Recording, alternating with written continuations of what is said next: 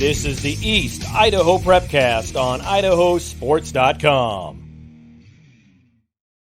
That's right. Welcome in another edition of the East Idaho Prepcast on IdahoSports.com, where we are breaking down District 5 and 6 activities week in, week out in the great state of Idaho. My name is Brandon Baney, and we are joined as always by Sean Kane, our East Idaho resident and expert. Yo, what's up, Sean? How you doing? You know, yesterday there was a lot of moves up and down, classifications, individual sports. But you know what? I'm fine with being the number one prepcast for Idaho sports. No move necessary here for East Idaho. Yeah, we don't have to worry about you being scooped up to be on Undisputed with Skip Bayless. I mean, I don't think I've been fired by ESPN, but I haven't looked it up yet. So it seems like ESPN fires everyone. Like every week there's a new crop of people that are let go.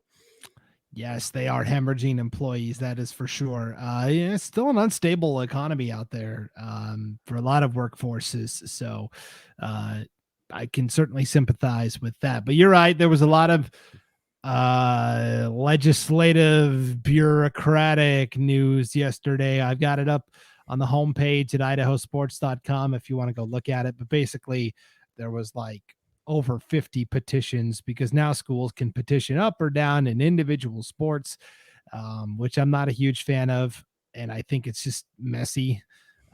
If you try to please everybody, you please nobody, I feel like. And anyways, big story for East Idaho is Preston petitioned down in several sports, got denied for most of them, but they are going to move to 4A next year. And remember, 4A is now what is 3A currently. So they'll be with like Marsh Valley and Snake River in volleyball and softball, which means Pocatello and Century, 2-team conference in those sports.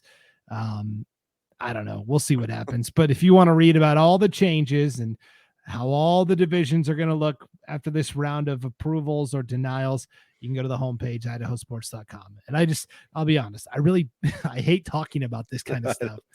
I just wanted to use it for my intro. I didn't really want to talk about it. I just wanted to say I was number one, but I thought it was an easy way to breeze past the subject because I tried to read a lot of it yesterday too. And then I just kind of got like, I felt like one of my students when they're probably bored at me lecturing, like the same thing, but different way a bunch of times. Cause that's what it is. It's like the same thing, but different over and over and over. So it is what it is. I mean, I think we're in a different landscape of how things are going to, be voted on and come down. And the realistic view, which a lot of athletic directors tell me is, it's a 2-year, it's for 2 years. So it's like a 2-year Band-Aid, right? So it could all change in 2 years. So, you just got to make best of what you have right now and go out and compete, I guess, is the best way to look at it. And just remember, Band-Aids always come off at some point, unless you have like a little kid and they just leave them on for weeks. But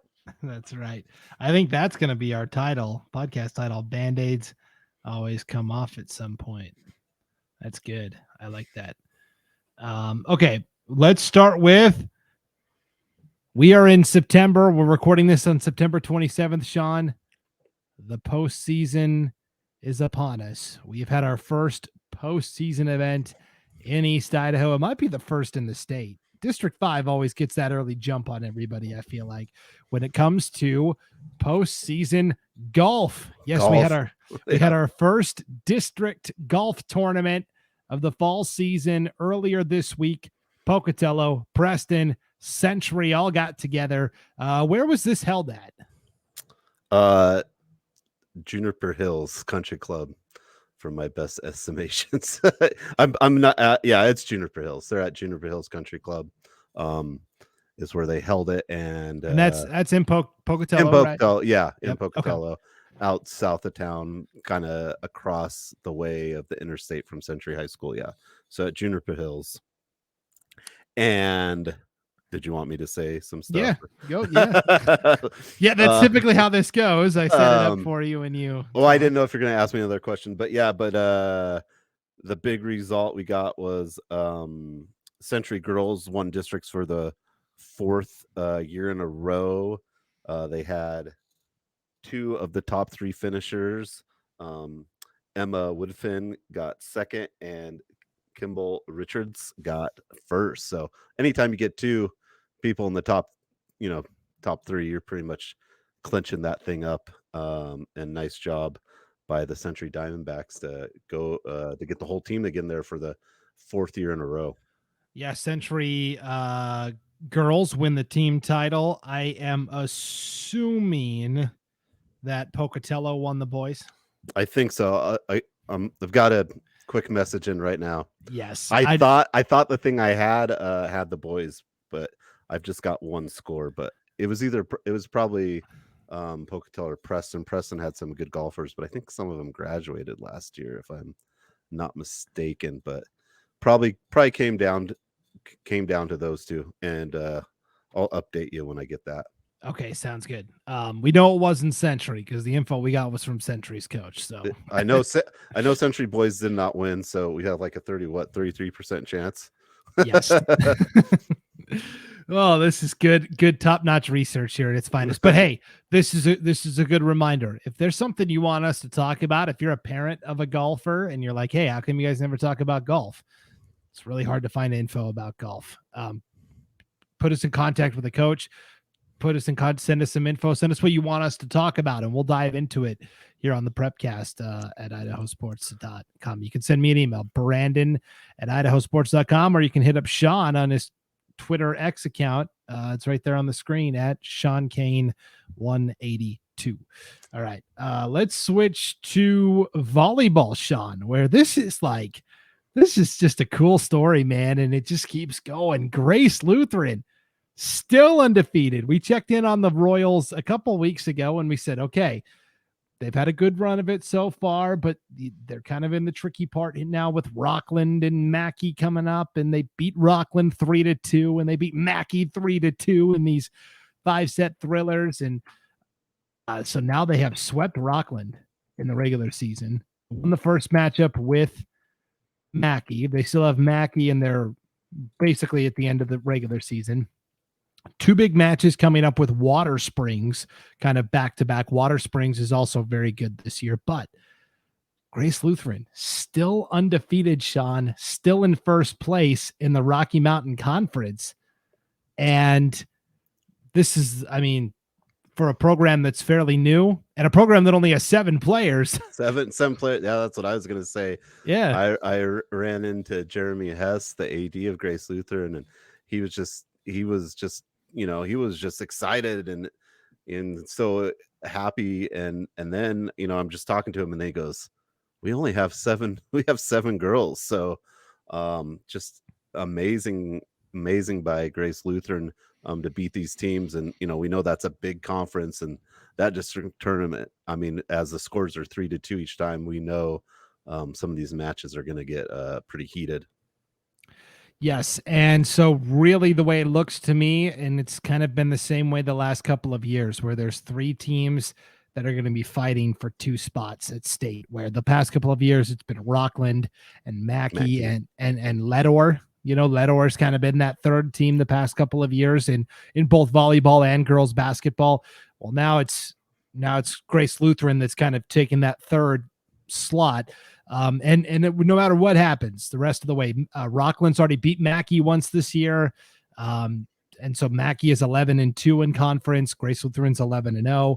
Rockland's 8-3. And then Water Springs is right there at 7-5 too. But no matter how you slice it up, there's going to be a really good team stuck at home for the postseason. Yeah, that's kind of how that conference pans out, right? There's always a good group of teams, and unfortunately not all are going to get a go, but what a great stage being set for that district tournament. Yeah, we talked about at the D1 level too with Butte County and Grace. Those are 2 of the 8 best teams in the state this year. Only 1 will get to go. And honestly, whoever wins that district has to then win a play-in match to get to state. So it's going to be, they played a couple weeks ago. Grace won 3-0. Butte County's 13-1. Their only loss is to Grace. They will play again on October 12th, and we'll check back in on that as it goes along. I wanted to give a shout out. We're talking about some volleyball teams that haven't gotten that love yet this year. I wanted to give a shout out to Salmon. Sean, the Salmon volleyball team is like gangbusters. They're 6-1 overall. They're 4-0 in nuclear conference play. They are in first place. Well, there you go. Yeah, it's hard to kind of keep track of all the great volleyball teams in East Idaho, but that's a great job by Salmon, especially in that nuclear conference where you have like North Fremont, Firth, and I think typically Ryrie is a very good volleyball program that's just 2-2 in conference, but you've got some really good teams. And then let's not forget West Jefferson.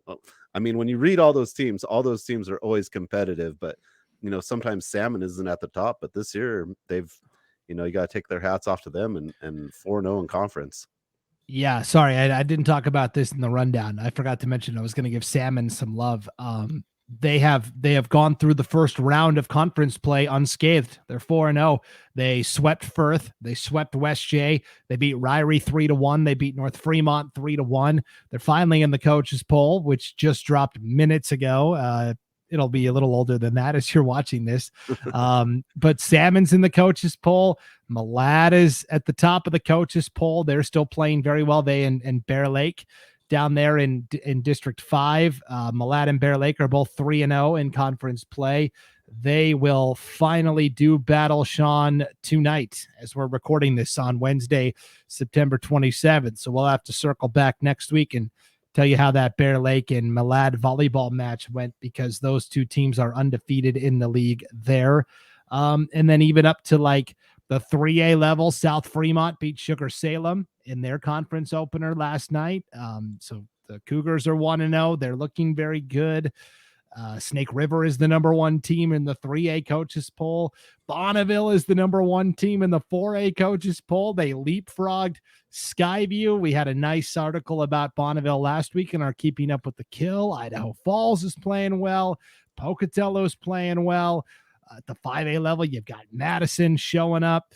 There's a lot of good volleyball teams in East Idaho. Oh yeah, you got Madison. Rigby's always good too as far as volleyball.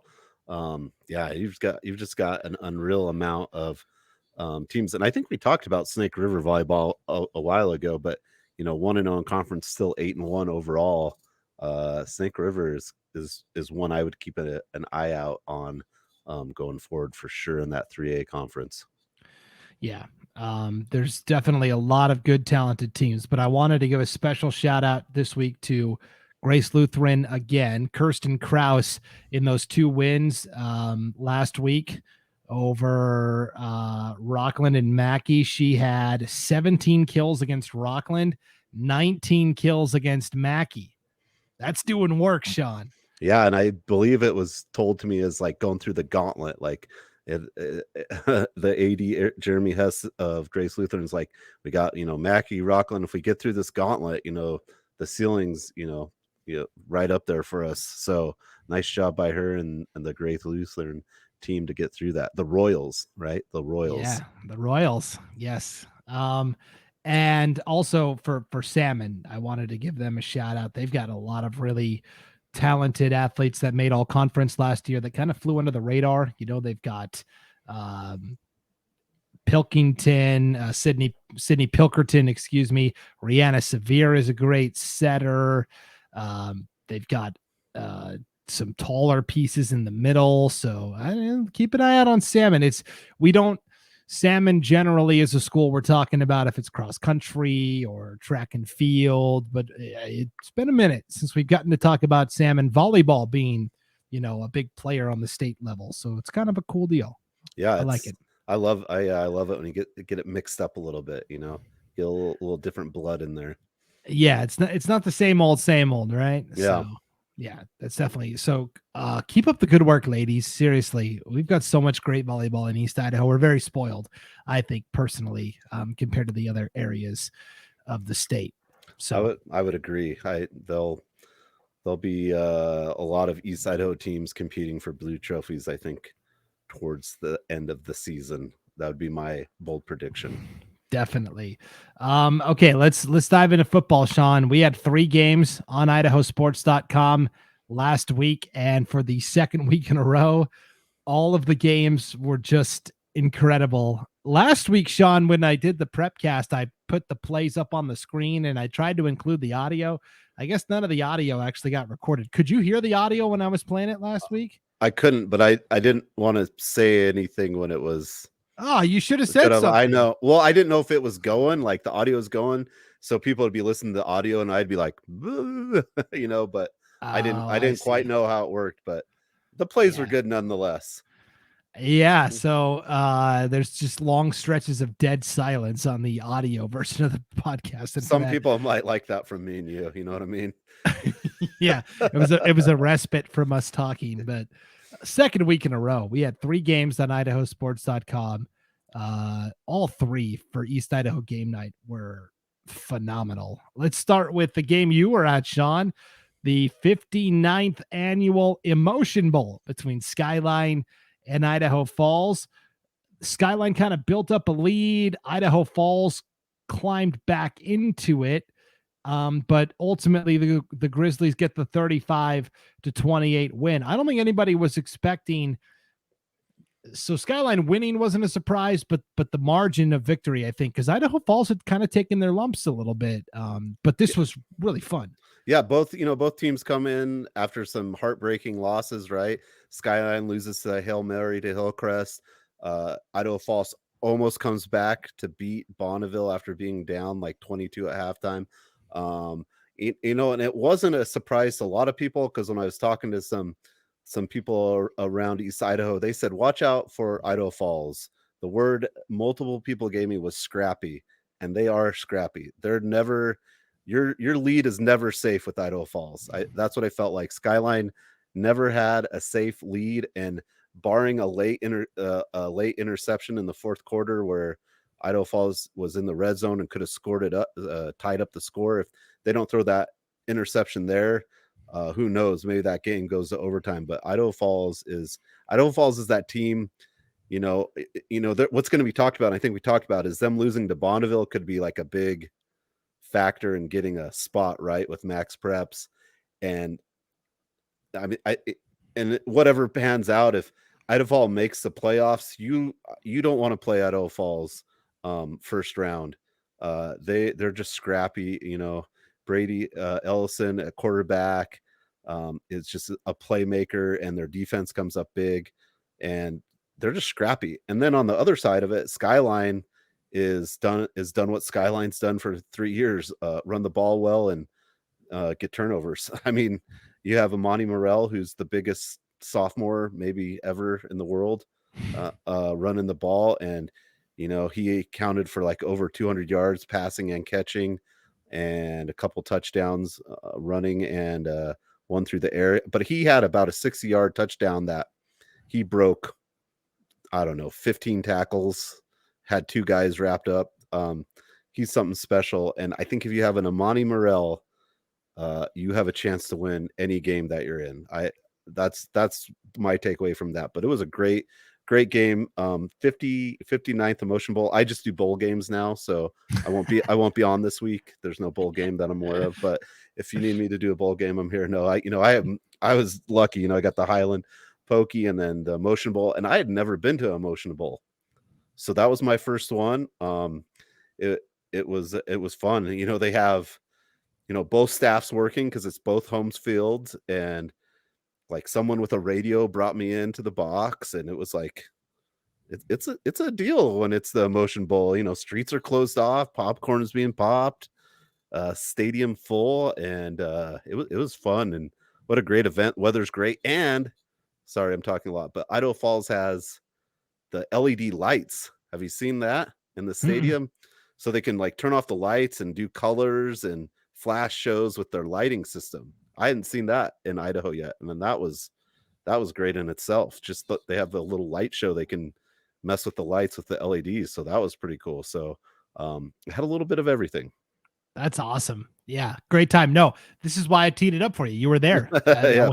What am I going to add to the conversation? I don't know. I mean, just the game was every possession had something, an interception, a fourth down, a 4th and 1, like late in the game. Skyline has a 4th and 1, pretty much if they get that, the game's over.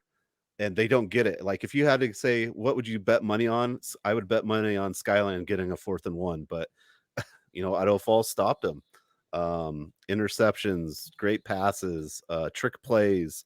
It was good. It was just good time. Yeah, so Skyline gets the win 35-28. You mentioned Amani Morrell. He rushed for 205 yards, 2 touchdowns, also had 3 catches for 90 yards and a score. Carmine Garcia threw 2 touchdowns. Little trick play. Zion Crockett threw a 31-yard touchdown pass to Taylor DeMott. And then Crockett also caught a touchdown pass. So good balance for Skyline. For Idaho Falls, you mentioned Bradley Ellison, 2 touchdowns, 1 to Traden Kirkham, 1 to Tayson Kirkham. So each of the Kirkhams, I assume those guys are related. Oh yeah, they're brothers, and they're number 18 and 19. Oh, okay. Makes it super easy. You're right. Not confusing at all to keep those two apart. And Ellison also ran for a touchdown in the loss. And big picture with Skyline, I think they've gotten a reputation over the past couple of years as, oh yeah, they're this team that runs the shotgun and they sling the ball around and they pass the ball up and down the field. And I think part of that was because they had Kenyon Sadiq for the last couple of years, who was this great wide receiver and is now at Oregon. But I think at their core, Skyline is a team that likes to run the football. And that, yeah. I don't know how many times I said this last year on the Prepcast, Sean, but I said the most important guy on that Skyline offense, you did, is a Bron Silverio, the running back, because he's the straw that stirs the drink. And it felt, I'll be honest, selfishly, it felt good to see my comments vindicated when Bron broke the record for most touchdowns in a championship game with 4 in the 4A state championship game. I think it's the same thing this year. I think people are still thinking of Skyline as this team that likes to throw the ball, but Garcia only threw it 14 times. It's Amani Morrell. He's the cog in the engine that is really right. Yeah, well, yeah, he is. And then a play they run over and over again is they put Crockett in motion, and either Garcia can run the ball, Amani Morrell can just take it, or they give it to Crockett in a sweep. Either way, he's always in motion. Crockett is, and that play alone, I've really yet to see a team be able to stop it. Like, it'll get 5 yards, it'll get 6 yards. I mean, even against Highland, that play they were getting yards on it. So when you have to account for all 3 of those guys, it's just hard. But you're right. And no matter what, at the end of the day, they can just give it to Amani Morrell and he can get 5 yards. Like, good luck. Yeah. So, and you mentioned Crockett on the sweeps, that they ran that with Caden Taggart. I mean, the last several years, I mean, it is the Skyline we're used to seeing, and it's run based. And so I'm excited to see Skyline moving forward. Other quick highlights: Shelley shut out Bonneville 19-0, Sean, in high country play. Shelley's 2-0 in the league now. And, they had kind of stumbled a little bit early in the season, but I think Shelley's going to be just fine. It was kind of interesting. Their first touchdown, Sean, was scored on a blocked field goal. It wasn't Shelley blocking a field goal. It was Shelley attempting a field goal. Bonneville blocks it, and everyone thinks the play is over. The holder picks up the ball and runs into the end zone for a touchdown. Play was never blown dead. And so touchdown Shelley right before halftime. And they used that momentum to get the 19-0 win. I thought that was kind of interesting. You had Rigby playing Blackfoot. Rigby wins 58-3. Hey, I think Rigby's going to be just fine. Everybody was really panicked about Rigby at the start of the year. They played some really tough teams. I think the Trojans are going to be fine there as well. Madison went down to Preston and won kind of a nail biter. What does that say more? Is Madison not as good as we thought? Is Preston better than we thought? I think it's both. Both, yeah. I think Preston's kind of found their groove after that big win, and Burley with the comeback, last second touchdown. And I think they're finding their groove. And I think Madison's yet to find maybe that groove. They're a good team, but just haven't found all the pieces to put that puzzle together. But I was going to say one thing before is, if you look at that 4A high county conference, it's kind of interesting. I think if you would have said right now, what do you think the top teams would be? I don't think you'd see it how it is, right? It's Hillcrest, Shelley, Bonneville, Skyline, Idaho Falls, Blackfoot, right? But I mean, Bonneville and Skyline are both 1-1, and Shelley and Hillcrest are 2-0. It's early, but I don't think a lot of people would have predicted that. So I find that pretty interesting at the season right now, as as just a part of the story. Yeah, and I think ultimately four get in, maybe 5. Idaho Falls really has to start banking some wins in getting on a roll here. But I think those top 4 you mentioned all probably get into the playoffs. We'll start next week, Sean. Next week we get into October. I'll start writing my bracketology posts again and start looking to the playoffs. And that's when we'll spend a majority of the time on the Prepcast talking about the upcoming games and what are the implications for the playoffs. And for this week, we're still kind of just looking backwards at some of the performances because we still have a lot of kind of cross divisional games going on. So. Yep. And then Hillcrest, Pocatello was another game. Yeah, I was going to transition into that one, but take it away. What a great game. I got a chance to go back and watch that, and that will lead into my other story that I got updated on. So it's perfect. But yeah, kind of a back and forth game really, but Pocatello was in control. And anyways, what do we get at the end of the game? A chance to win for the Pocatello Thunder, kind of like last week. We had so many just different chances, and Dre Contreras throws it up to Julian Bowie in the end zone, has it, just doesn't come down, and Hillcrest goes on to win, just by the hair of their chinny chin, I would say there, 21-14. But another great game, and kind of solidifying Hillcrest right now as one of the top dogs in 4A, if not the top dog. And that was a good game as well. Windy lookout field. Yeah, and it was rainy and the field was kind of wet. But Pocatello builds up a 14-6 lead. Reich and Echo Hawk scores on a touchdown run. Contreras hits Bowie for a touchdown. But Hillcrest climbs back into the game and take the lead in that second half and ultimately play really good defense to get the win. It was interesting. Brennan Mossholder, the Hillcrest coach, who's done a fantastic job with this program. And he's so cool, man. Every Saturday he texts me the stats from the game, which just helps out so much. I mean, and they were 3 years ago, they were 0-9, right? Yeah. So this, the same guy, same group of guys, basically 0-9 now, are, one of the, if not the number 1 team in the state, however you look at it. Yeah. Peyton King, threw for 188 yards, 2 touchdowns. Isaac Davis and Ben Morris each caught a touchdown. Jace Judy had 7 catches for 78 yards. And then King also rushed for 61 yards. And then Trayson Keller scored the 3rd touchdown for Hillcrest and had 26 yards on the ground. It was interesting, though. I saw he had a post-game quote to the Idaho State Journal. I think it was the Idaho State Journal. And he said basically, hey, there's kind of a big 4 in 4A football right now. And I think it was after the Skyline win. And he said basically like, hey, it's us and Skyline and 2 others that are in this big 4. And I've kind of been sitting here thinking, oh man, I wonder who the big 4 is. Cause to me, there's a big 5. I see 5 really good teams in 4A football this year that are all capable of competing with each other, with Bishop Kelly, obviously, Skyline and Hillcrest, Pocatello, and I think Twin Falls, because Twin came to Pokey early in the season, or Pokey went to Twin. Yeah, and it was close. It was a close game. Yep. What does Twin Falls have to do to get in that stupid media poll? We can't get this figured out. We got Burley in the poll. No, they're not. Minico. I would, if you had to go 6, I would say Minico too. I've seen Minico. I think that Minico Twin game will be unreal. And I think that'll get a lot of stuff, but I think, Twin is a team that you might not be looking at, because that game between them and the Thunder was a lot closer than what shows up, I think, if you just looked at a stat line. Yeah, I think the 4A playoffs are going to be really interesting. That top 6, you're right. Minico, I think, could be in there too.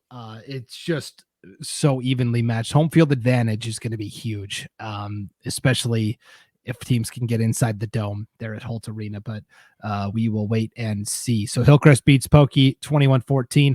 And then we also had Highland taking on Meridian last week on IdahoSports.com, Sean, and this was a close game as well. Meridian comes over and gets the 1-score win. Hats off to the Warriors. I mean, they earned it. And this was also a 21-14 game, but Meridian gets the win. It was tied 14 in the third quarter. I think Highland had some uncharacteristic turnovers and things like that, but that Meridian defense is pretty good too. Yeah, that's what I kind of think. I still think Highland's really good. I think we knew Meridian was good. When I look at 5A football, I always think of like, the wins and losses are important, but it's kind of how you adjust in that second half of the season. And we know Highland is a team that, man, they're just able to, take that loss on the chin and find a way to get better. So great game, but you have to give credit to Meridian for coming down and winning, and it'll be interesting. I think everyone thought they knew all the good teams in 5A, but I don't think we really know, and we might have to wait for some dust to settle, especially like in the Boise area, right? I mean, one week it's this team's the best team, this week it's, and now Boise, right? Boise's ranked high, and wow, I would have never saw that coming. Yeah, I may have to recalibrate my thinking. I thought for a long time, okay, there's like 7 or 8 teams in Boise that are all kind of good, and they kind of just take turns beating up on each other. I thought Highland was kind of above that, and I was like, this is the best team. Now maybe Highland's part of this scrum too. Like, who knows who's going to win the 5A championship? I don't know. It seems to be a lot more parity than it has in a few years at the 5A, and it's just I think it's going to come down to people getting winning their district and getting a good spot maybe in that draw and getting a home game and those kind of things could play a huge role, because all the games are really close and tight. Yeah, and quietly. And I think they prefer it this way. Very quietly, Rigby is lurking. I'm just saying. They don't count them out yet. And so bottom line, 2 teams from East Idaho are going to make the playoffs. There's no chance that an East Idaho team's going to get that third playoff bid unless, even if it's Highland, I don't think so, because they will have had to have lost a couple of times along the way. So really, Madison... People keep trying to convince me about Madison. I'm not sold yet on Madison personally, but go out and do it. You're not going to get an at-large, so you got to beat Rigby and or Highland or both.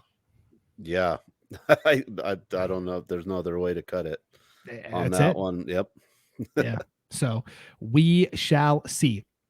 3A, not much to report. More non-conference battles. It's still Sugar from District 6 with Teton right there as well. Those two are going to collide at the end of the season. That's going to be a fantastic battle. Both going to make the playoffs. And then from District 5, Snake River, probably the favorite still. American Falls closing the gap. Marsh Valley just having a rough year. Can't seem to just find a way to break through. 2A, boy, West Side took out all those frustrations on Bear Lake, huh? Ended up winning pretty easily after losing twice to the Bears last year. And to me, I'm still not sold on anybody else in this league besides West Side. I know Aberdeen is undefeated. Malad won 16-6, and they've got a dynamic athlete quarterbacking their team in Braylon Tripp, and they've got Brady Showell, who is a good running back. But I'm just not convinced somebody else is going to get to the playoffs out of that league, and maybe even a third team. But in terms of statewide, to me, it's West Side, and I'm not sure there's anybody else from the league that can take that second step forward. Nuke Conference, I have no idea, man. North Fremont's good. I still got them. I don't know who takes second. Firth has been struggling. Ryrie has looked good this year. West J is winless, but they might be the best winless team I've seen. I watch them every week on film. They play hard. They compete. They're in most games until late in the game, and a couple things don't go their way. I mean, I don't know, man. I don't know how this league's shaking out. Yeah, still a lot of conference games to happen, though, right? So only one conference game's happened so far in there. So I guess we'll just have to see. But probably North Fremont right now would be your kind of favorite, I think, going forward. Yeah, and then East Idaho, Rockland's for 8-man. Rockland's rolling. Butte County and Grace are rocking and rolling. And speaking of Butte County, Sean, we will have the Pirates on IdahoSports.com Friday. They are playing Kendrick in a neutral site game at Middleton High School, Sean. And because everybody's traveling from such a long distance, we're doing a little bonus football. We're going to broadcast not just the varsity game, but we're going to broadcast the JV game as well. So, because I know it's a long way for people to come. So JV game is going to be Friday at 1:30. Varsity game will be at 3:30. You can watch both of those for free on IdahoSports.com. Butte County taking on Kendrick. Also this week, we have Idaho Falls facing Century. That's going to be a game you're at, right, Sean? I'll be there. Who do we have you working with? New guy, Logan Kelso. Oh, second week in a row. Okay, good. Yeah. We also have Rigby and Skyline from Ravston Stadium, which should be a fantastic matchup. And we have Pocatello traveling to Shelley. I'm pretty interested to see how that one. I'll know a lot about Shelley from this game, right, against Pocatello. Yeah, Shelley surprises me every week with their scores, to be honest with you. And that's I know Josh Wells does a great job. I really, he's known as one of the just best football coaches, AD guys out there. But I guess I just got to stop being surprised that Shelley doing well. Yeah. I mean, that's just the honest, they've been performing. They do well. They step up. They don't have a ton of kids in that school or that program, and they do a great job. So that will be it's a big game for Pocatello too, because Pocatello's lost now to Skyline and Hillcrest. So that max reps rating is, they're going to lose, where they're going to be at the end of the year if they don't start getting some other 4A wins. So yeah, that's what, get those home games. Yes, Shelley is very fundamentally sound for sure. And then probably the big game that in terms of travel, Sean, it's North Idaho game night, but it is Sugar-Salem traveling to Timberlake, all the way up in North Idaho. Non-conference battle. Ryan Skaggs and Lance Taylor will have the call. That's not a pairing we get to put together very often. So interesting. Yes, that is also Friday night, 7:00 Pacific time, 8:00 Mountain. So you can watch Butte County play early in the day. Pick your game for the 7:00 window, Pocatello Shelley or Century Idaho Falls or Skyline Rigby. And then you can hop on, probably catch at least a half of Sugar-Salem and Timberlake, because they'll be an hour behind in the Pacific time zone. Yeah, I definitely will. Yeah. So again, you're not going to find better live coverage anywhere else than IdahoSports.com. We can't be at every game, but the games we are at, we give it 100% and we go all out. So yeah, going to be a good time. Yeah. I did get an update. Okay. So Preston won boys golf. Oh, wow. Okay. And then the tie-in was Julian Bowie took first individually in a playoff. He had to make a great shot from the sand and then a nice putt, but they had to play a playoff for that first place, and Julian Bowie won. So he'll be going to state for golf, but Preston's team was the overall champions. Gotcha. Okay. And that's why I thought Pocatello may have won the team title, because I knew Julian was a good golfer and was probably near the top of the leaderboard. But hey, sometimes you need, 3, 4, 5 guys to compete. So nice. Yeah, he shot an 80 to win it. Cool. That's awesome. Yeah. So congrats to Preston boys, Century girls, and then also our individual champs as well. You might be wondering, okay, well, how come we're not talking about any of the other golf? It's all happening tomorrow. We're recording this on Wednesday, the 27th. Tomorrow, the 28th, 5A district golf for High Country Conference will be at Sand Creek in Idaho Falls. And then the High Country Conference 4A will be at the Idaho Falls Country Club. So, yeah. And then, so I was thinking, we have a hard time getting golf scores. I think it's because they just write them on paper and put them on a window. And then if someone doesn't take a picture, it's hard to find them. So if you're at those events, take a picture, tag me in it in Twitter, or tag Brandon or IdahoSports.com, tag someone if you can snag a picture of those district golf results, because if someone doesn't take a picture, they just probably give them the person that won, to be honest with you, but it's hard to find them. Yes, it is. So yeah, that would be great. If you're going to be taking a district golf action, Thursday. So, all right. Thanks for tuning into the East Idaho Prepcast, everybody. Enjoy the competitions this weekend, and we will see you back here for another edition next week.